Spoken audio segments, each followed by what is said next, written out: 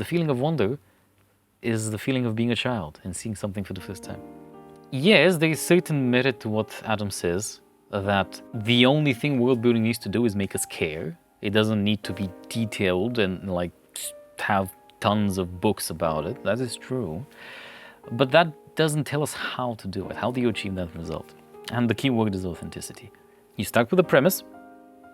Usually you want that to be something meaningful for you, something exciting for you when you're the creator, right?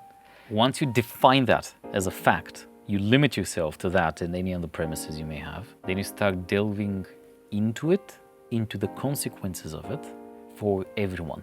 And this takes a little bit of practice. You have to be able to imagine, it's what I call the principle of fractals. You have to be able to imagine the world, reality, in different scales, let's say. So you can zoom out and look at the larger picture of countries and continents and ecosystems.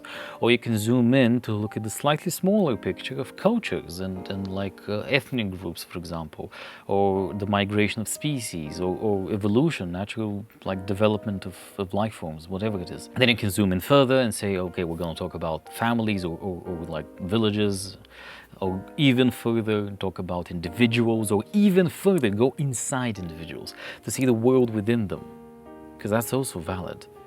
And the good writer, or world builder in this case, should be good at these things. Or if they're not, they're going to learn how to be good sooner or later.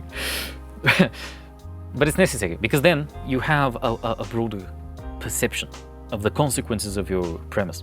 In the example with the seagulls made of swords, right? I went with the kingdoms, like the broader societal kind of implications, but we can also discuss the ecosystem. Normally, seagulls are, if I'm not mistaken, predators for some fish and prey for a bunch of other stuff. How does that change, right? Is the ecosystem disrupted? What would that mean? Probably, I'll need to do research to be able to answer that, so I can't do it prima vista.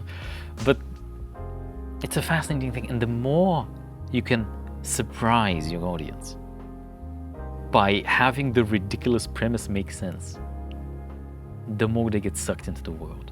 Because the world proves to them that they can trust it. It proves to them that they, no matter how deep into it they go, there will always be a real picture they can imagine, a genuine place to be. Maybe good, maybe bad, like maybe your world building's about Warhammer and everything's terrible, that's fine. But people can still imagine themselves there, and they can imagine the rules of the world, they can imagine the consequences of it. And as a byproduct of this, what the world is something they've never seen before. And that's what wonder is.